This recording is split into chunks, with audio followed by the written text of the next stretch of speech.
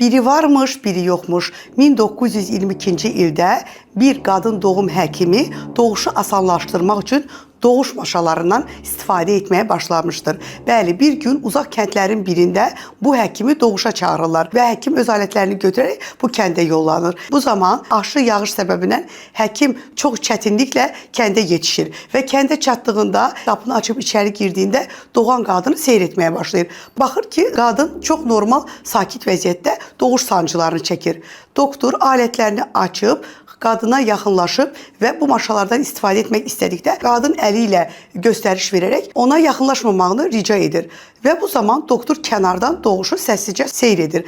Qadın çox normal şəkildə körpəsini doğurur, heç bir fəsad olmadan. Doktor bu zaman qadından soruşur, sən necə oldu ki, belə rahat doğa bildin? Qadın deyir, mən doğuşun fizioloji, normal hal olduğunu qəbullandım və bütün hamiləlik boyunca doğuşdan qorxmadım. Və indi isə doğarkən tam emosiyalarımı müsbət tutaraq təbii doğumu normal bir şəkildə qəbul edərək sancılarımı çəkdim və doğmağı daha rahat bir fizioloji hal olduğunu qəbul etdim. Bu hadisədən təsirlənən qadın doğum həkimi 1933-cü ildə ilk dəfə olaraq təbii doğum kitabını yazdı. Bu qadın doğum həkimi artıq sübut etdi ki, doğan qadınlara qorxu çox mənfi təsir edir. Və bu hadisədən təsirlənərək Dick Reed ilk dəfə 1933-cü ildə təbii doğuş kitabını yazdı və burada əsas məqam nə idi?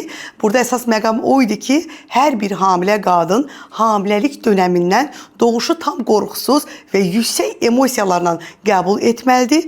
Əlbəttə ki, təbii doğum sırf emosional hala bağlı bir fizioloji prosesdir və qorxu təbii doğuşu çətinləşdirən emosiyadır. Ona görə də əziz hamilələr, təbii doğumdan qorxmayın.